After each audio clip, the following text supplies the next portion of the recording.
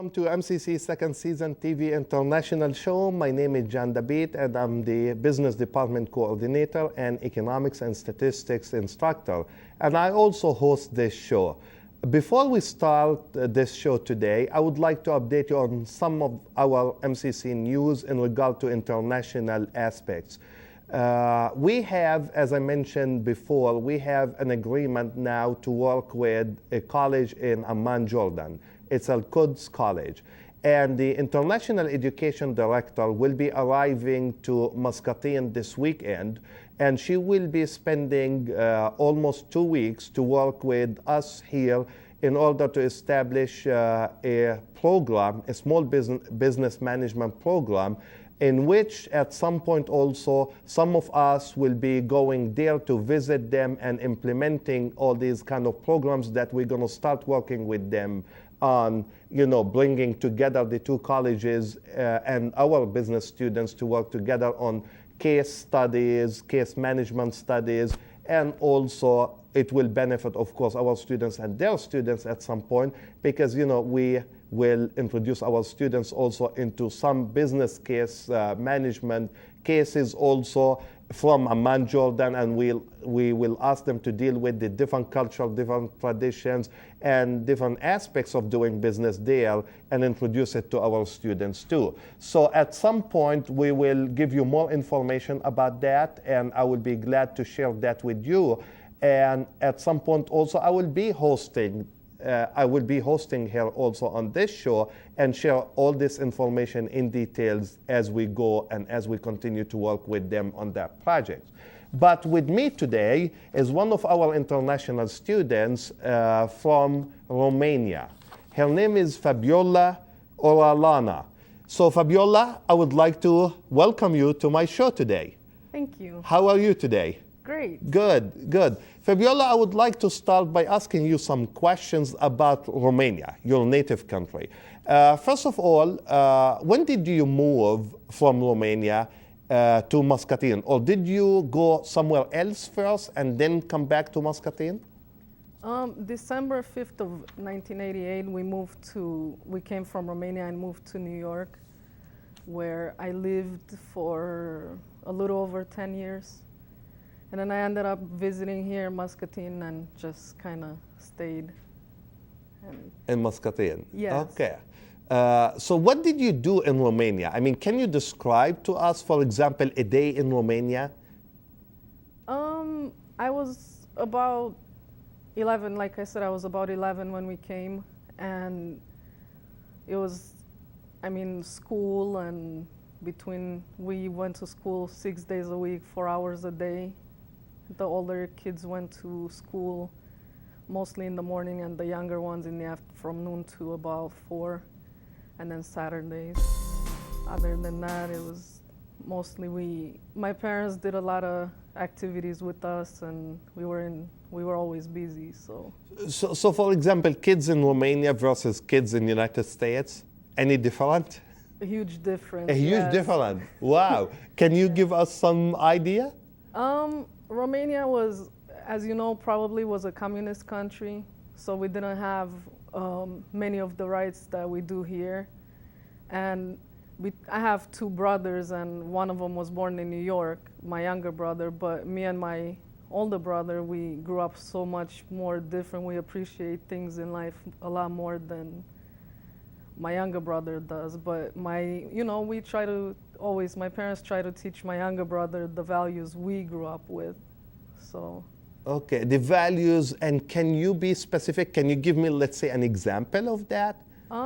What stuck with me when I went to Romania in '93, to have chocolate or gum was like a huge privilege. It wasn't like you just go to the store and you can buy it.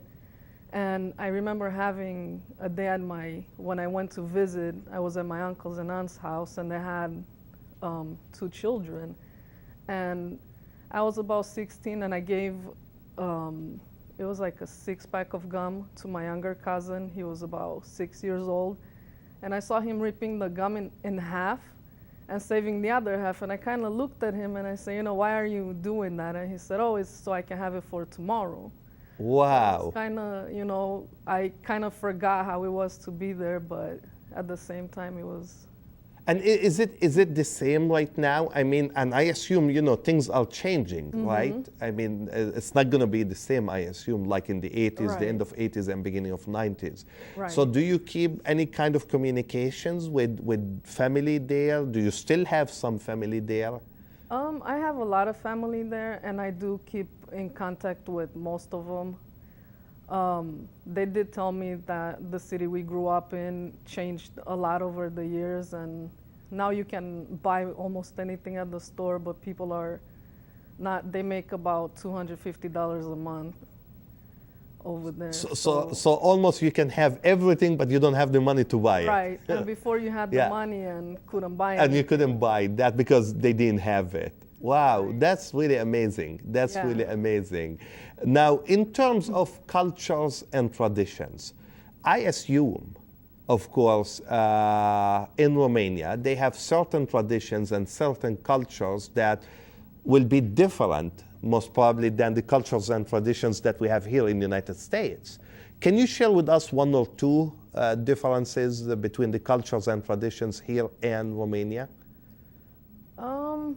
One tradition that I remember growing up was every time at Easter, it was really exciting time for us because my mom and dad took us shopping for new outfits, and we ended up going to church and just kind of spend family time where here, I mean, you have the little egg hunts and different things for the kids, but there it was just more spiritual.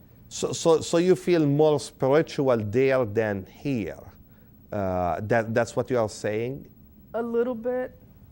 Not, I mean, I'm still spiritual. It's not an issue, but... No, but I'm talking about the environment. The environment. What I see here is, as I said, people take a lot of things for granted. And sometimes I guess we tend to forget how lucky we are to be where we're at. And that is really a good point. When we take things for granted, but people who move to the United States from other countries, they really, really know what it means to have a piece of bread, or what it means to have a chocolate or a piece of candy or something like that. Because in some of those countries, it's a big thing to have that candy maybe, or you might have it only once a month or once every 2 weeks or something like that. Yes, I agree with you. I mean, that's really, and when I travel, usually I see that, and it's sometimes you feel sad because, gosh, we waste all this stuff, and sometimes, and people in other nations or countries might not even have that candy to waste or something like that. Well, soon we're going to start having pictures about Romania on the monitor. And what I want you to do is I want you to start to explain to us, or talk to us about what we see on the screen. So hopefully by doing something like that, we get to learn more about your native country, about Romania, which I think will be a good thing for our viewer also to start hearing that from you about your native country. So now, if we look at these pictures, who do we see now? That was the communist president, Nicolae Ceausescu. He, while he was living in luxury and almost everything in the presidential palace was made out of gold and marble and things like that, we were limited to,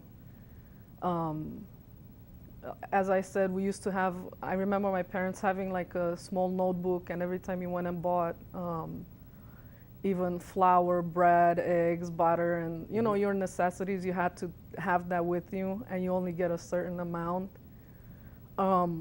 He used to cut off electricity for hours during the day, and at night also. He limited energy.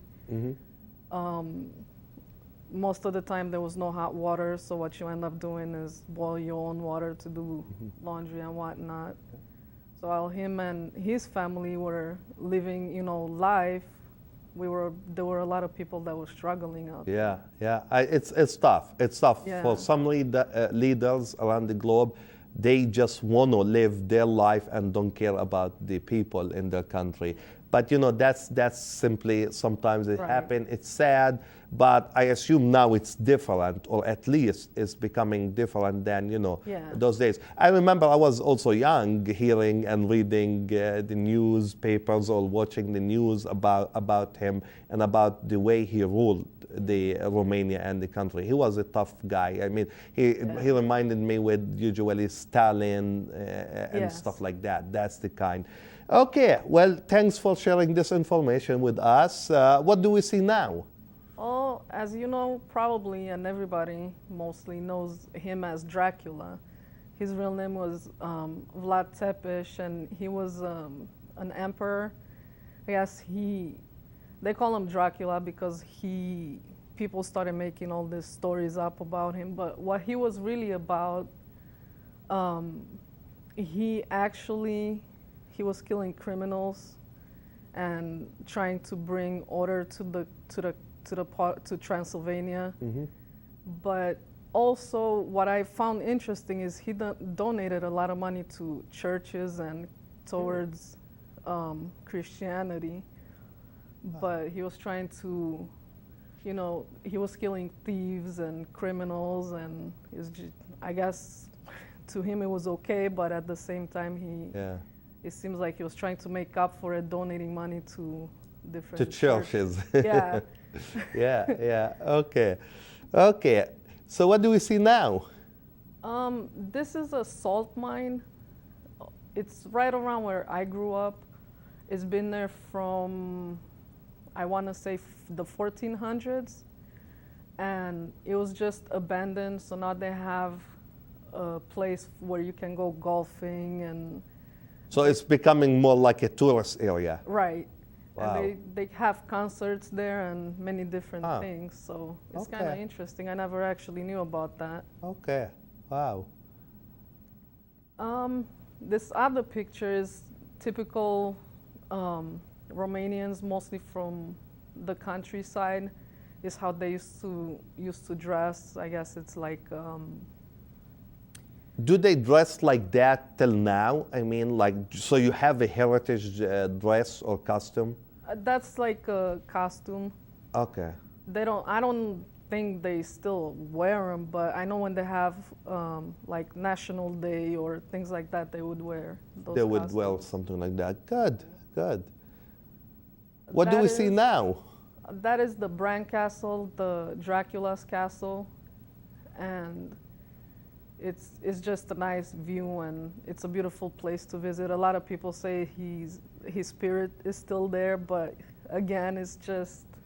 Is it like a museum now, or? Yes, they use it as a museum, and they did a lot of upgrading to the place and fixed it up, and I mean it's a beautiful place. Good, very good.